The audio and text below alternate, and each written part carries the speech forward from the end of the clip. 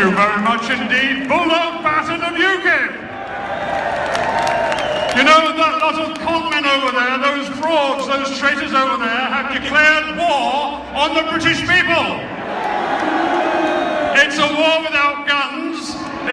It's a war without bullets, but nonetheless they have declared war on you and me. They are not going to give us what we want. So we declare war on them. And when we declare, we need a leader. And Gerard Batten is that leader. So support that man. Thank you very much. Okay, now we've told you many times, that building over there is full of traitors. It's full of con men. It's full of crooks, it's full of, well, all sorts of things. But there are one or two pearls amongst all those swine, okay, over there. And there are one or two who stand up for the principles which we believe in. Our own national sovereignty, running our own country and doing it our way. And one of them, it's my honour to introduce him, is Lord Pearson from the House of Lords.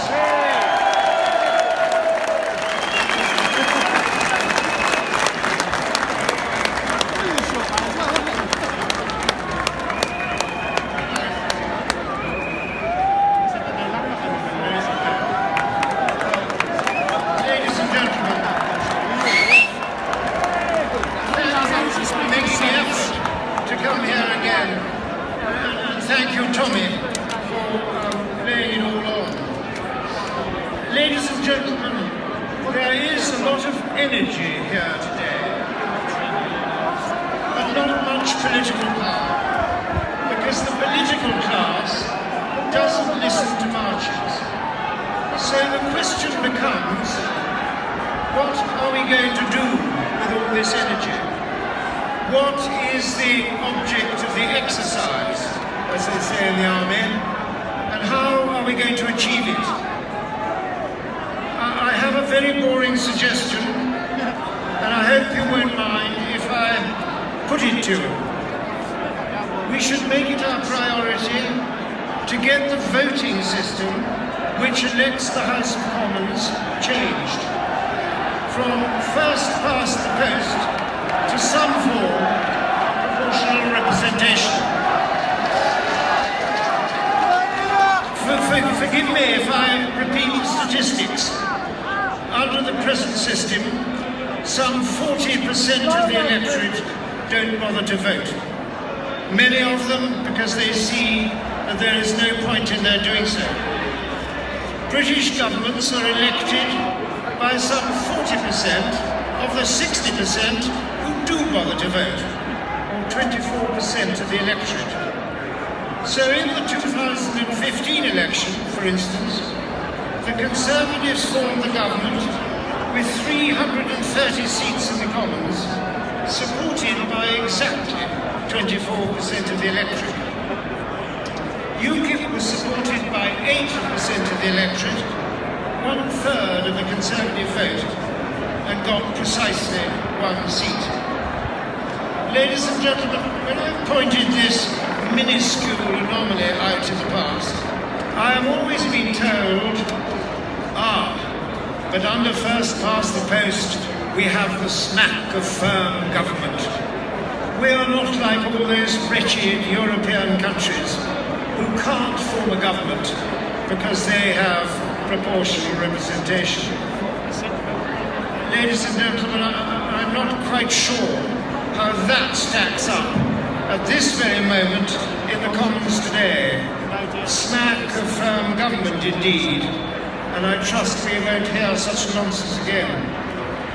So, ladies and gentlemen, however boring, I suggest that UKIP should make it a priority, perhaps the priority, to get the voting system in the Commons changed.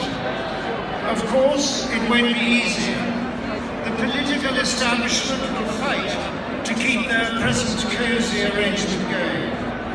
And it can't be done unless UKIP goes from strength to strength until it is strong enough to insist upon it.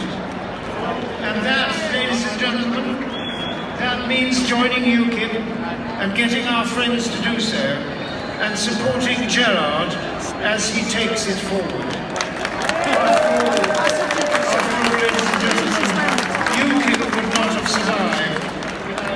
without Gerald.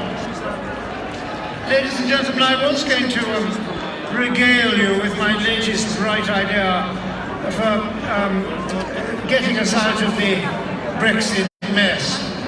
But I gather that my speech in the Lords last 11th of March seems to have gone somewhat viral.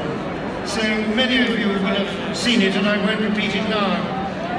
I thought I would instead end by going down memory lane a bit and remembering a few of the many reasons why we dislike the project of European integration so much.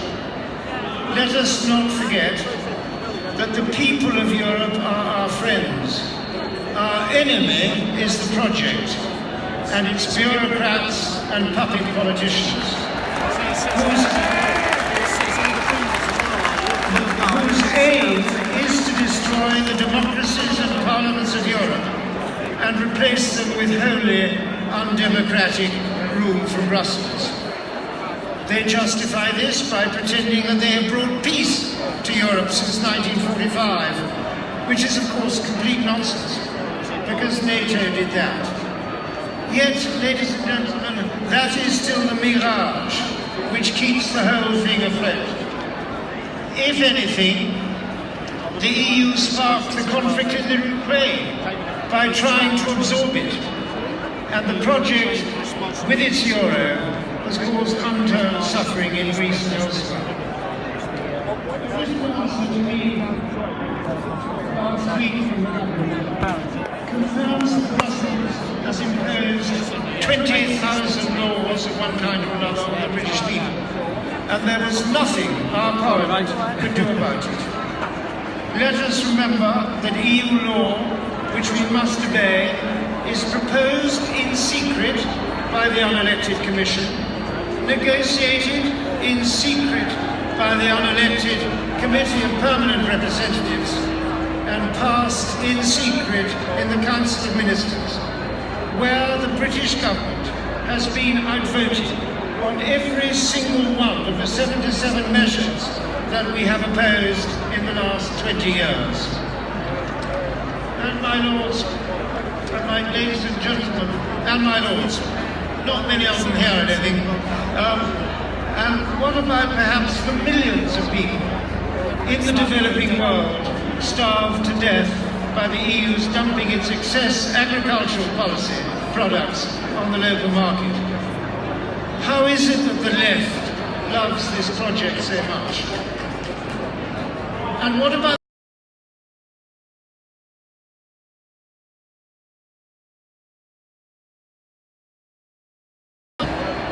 do you remember when we calculated that 8 million tons of dead fish had recently been thrown back into the sea, and that they would have filled the Houses of Parliament and the whole of Whitehall?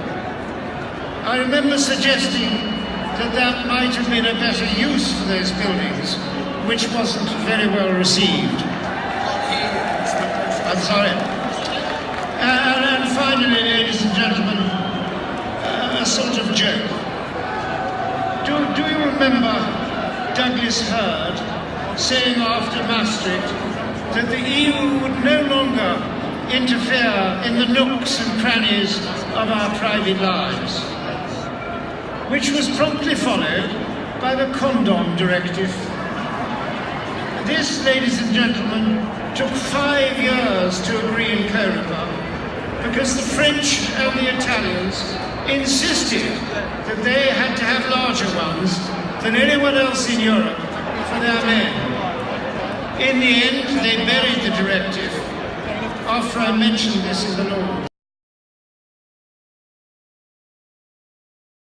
We want none of it. We want our country back, and there is no one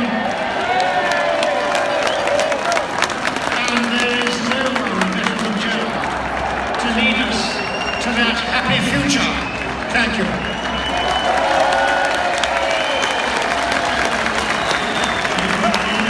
Lord Pearson of the House of Lords.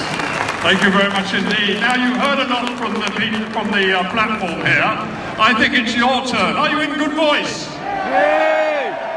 Well, we had a chant last December that we were chanting at Theresa May just down here, and she will have heard it. I've got a new one for us today, okay? And it's not just directed at the Prime Minister, it's directed at all that lot down there. And it goes something very simple, and you'll get the hang of it. It goes like this: May out, Corbyn out, Brexit now. Do you think you can say that one together? Let's see it together, shall we? May out, Corbyn out, Brexit now. That's not bad. I think you can do better than that, okay? Let's have it again. May out, Brexit out, Corbyn now. Right, now let's let it roll. Do it 3 times. May out, Brexit out. Brexit now. May out, Corbyn out, Brexit now. May out, Corbyn out, Brexit now. Now what I would like you to do, please, is I'd like to turn round and face the Palace of Westminster, House of Commons, okay? Especially for the cameras. And I'd like you to raise your hands at them, and we're going to say it together, okay? Wait, point at them there and say, May out, Corbyn out, Brexit now! May out, Corbyn out, Brexit now! One more. May out, Corbyn out, Brexit now! Wonderful, well done. You know very well the trouble with our politicians is they don't listen, but we're going to shout and shout loud, and we'll have some more later. Okay. Now it's my pleasure now to introduce you to a lady to come and speak to us. She's a member of the European Parliament. It's Janice Atkinson.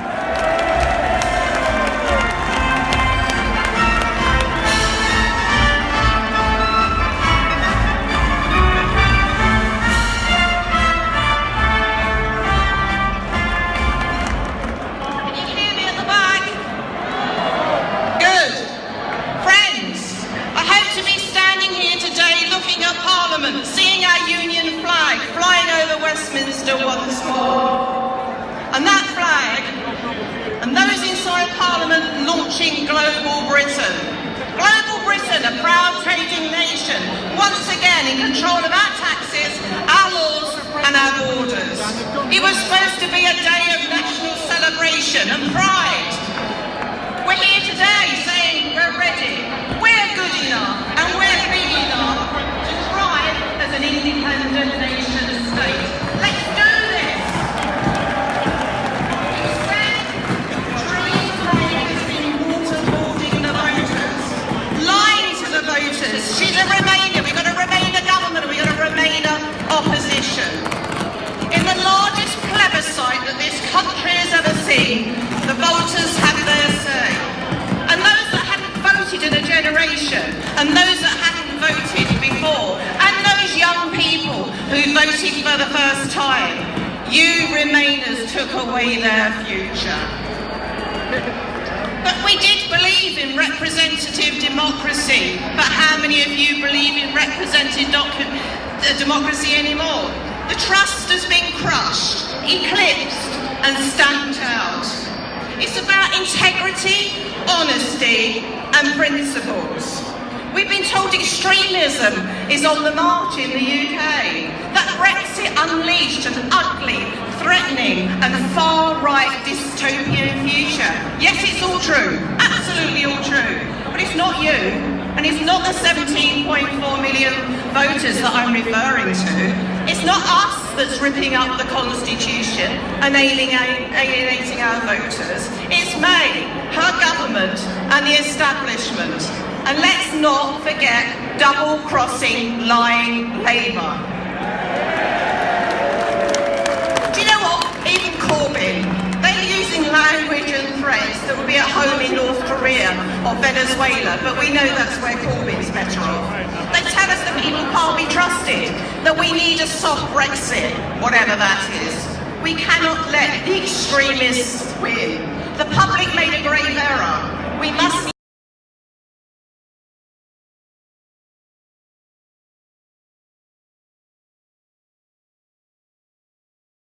about a third of that, and again, they lied to us.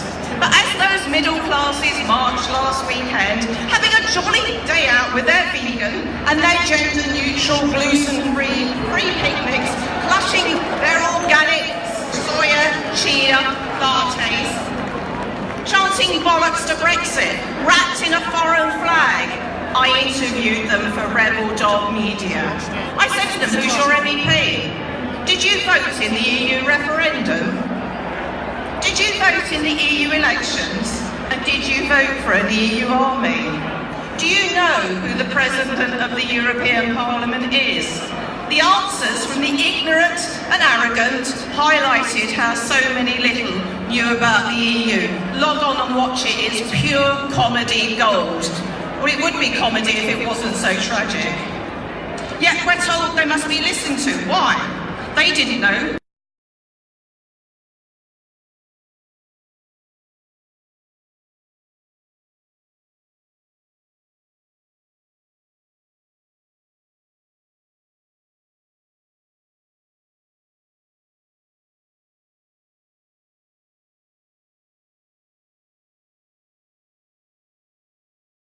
Happening today has the least support.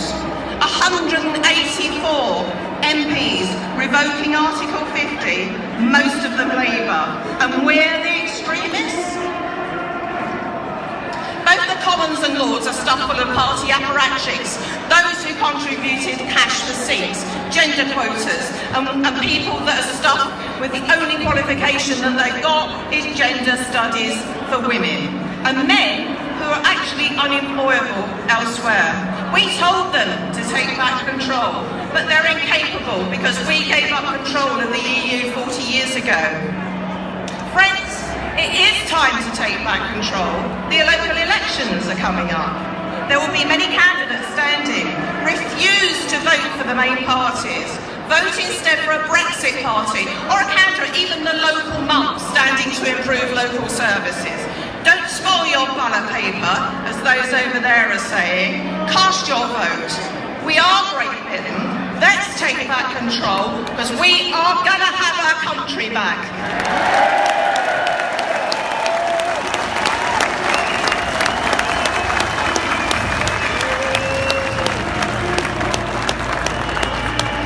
Yes, no matter how long it takes, we're going to get our country back. They declare war on us.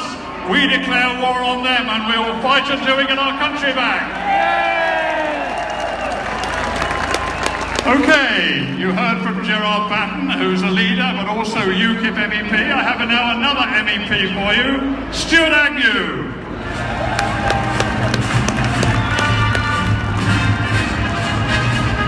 Right, good afternoon.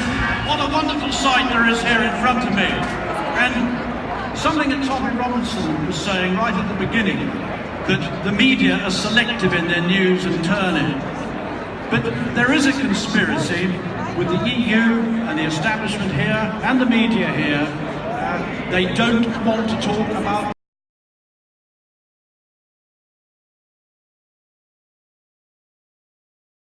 us on this subject in the European Parliament, and they simply turn us down. You should know that two or three South African farmers or their wives or their children are murdered every single week in South Africa, and it's purely gratuitous sadism. Women raped with broom handles, babies put in microwaves, and yet Westminster doesn't want to know, nor does the European Union. It is high time we did something about this. Now, I am the farming spokesman. I'm not going to speak for a great deal about farming.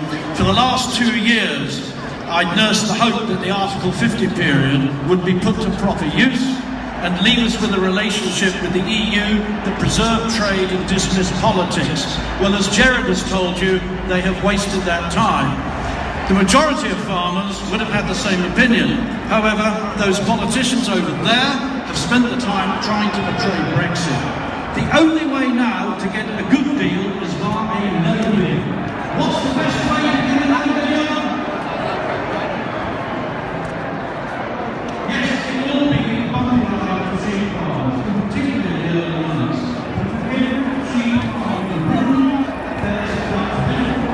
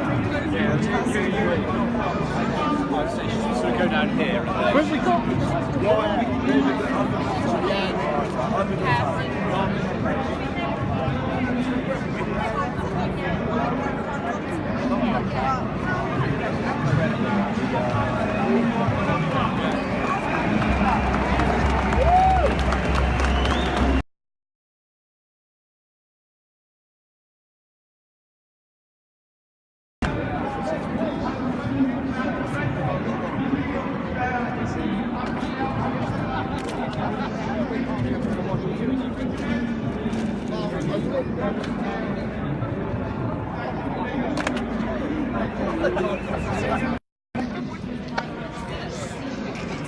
get a bit nearer the stage when I'm working. Right, crowd surf.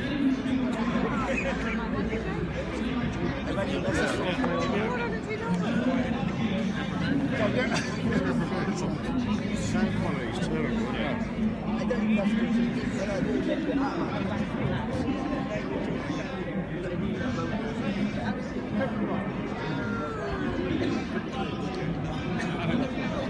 Excuse me, so I'll get through. Sorry. Sorry. It's alright, cheers, thank you.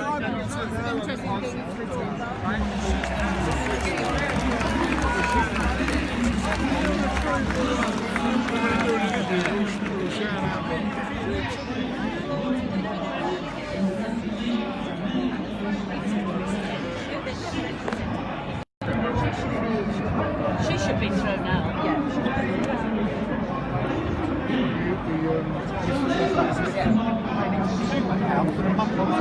I'd already paid. And I said, well, not maybe.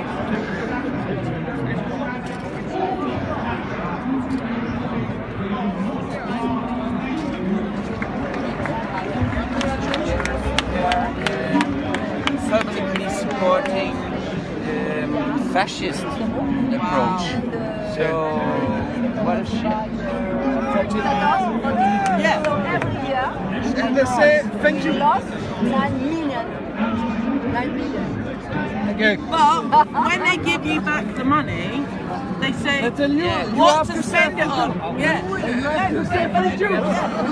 Flag and the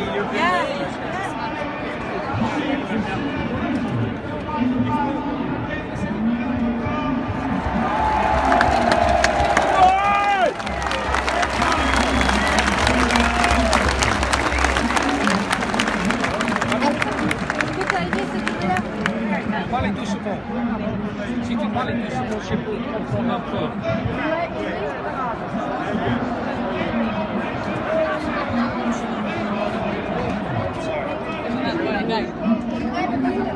Oui, j'aime la France.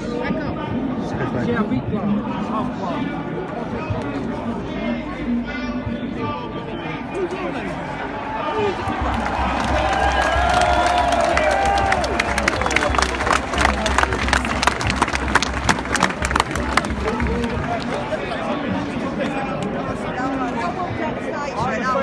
No, I haven't seen her, Ed. Are you still up here, Ed?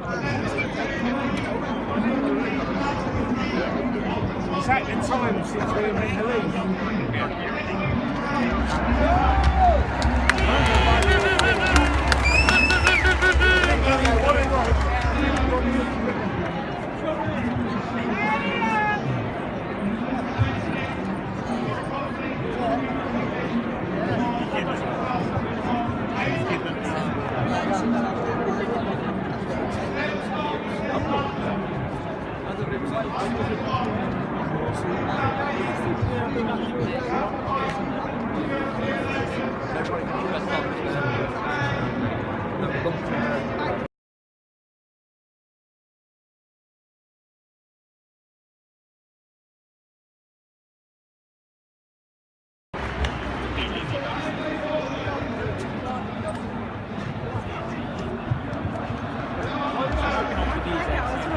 I never knew this.